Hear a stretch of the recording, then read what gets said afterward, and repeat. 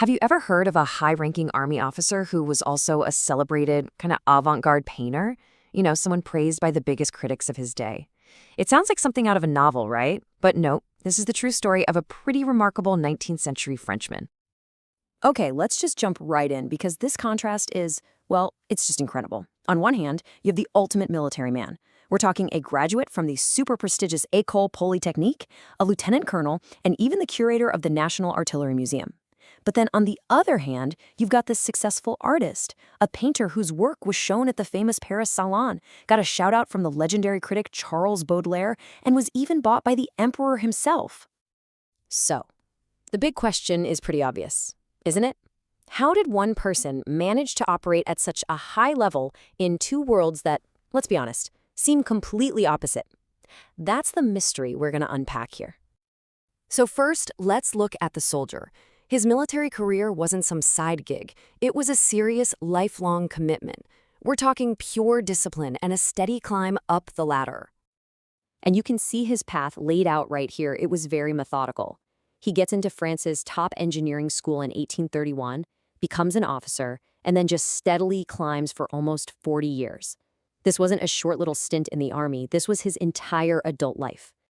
And he didn't just fizzle out either. He retired with the rank of lieutenant colonel. So the big takeaway here is that in the world of the French army, Penguilly L'Haridon was a big deal, a man of real status and accomplishment. But here's the thing. At the exact same time he was climbing those military ranks, he was building this whole other identity for himself as an artist. Now, what's so wild about this is the date, 1834. He's still just a student at a military application school, and already an art jury is pointing out his remarkable abilities. His talent was there, plain as day, right from the start of his military service. And wow, did he make an impact fast? By 1840, just a few years after becoming a lieutenant, you've got a top art journal calling him a true revelation. So he wasn't just dipping his toes in the water, he was immediately seen as a serious new voice on the Paris art scene. And he wasn't just technically good either. His work was considered original, maybe even a little unconventional. He was actually pushing back against the super rigid academic rules that dominated art back then. He was a genuine innovator. And this right here just perfectly illustrates his impact. Getting a nod from Charles Baudelaire, that was a massive deal.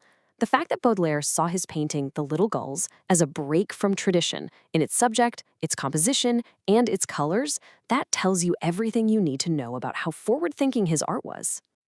And his success wasn't just with the critics. It was commercial. It was political.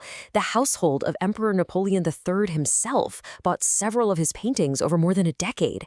This wasn't some one-off purchase. He was a consistent favorite of the highest power in France. So, okay, we've got the successful soldier, and we've got the successful artist, but this is where the story gets even more interesting because these two lives didn't just run parallel to each other, they actually collided, and they fed into one another. And here it is, the turning point. In 1856, he gets a job that is the perfect mashup of his two identities. He, the artillery officer and respected artist, is put in charge of the National Artillery Museum. I mean, could there be a more perfect role for him?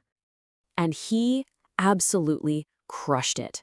He put out a catalog of the museum's collection that was so detailed, so well-researched, that a major journal compared it to the work of Benedictine monks. He brought that artist's eye and a soldier's discipline to the job, and it worked.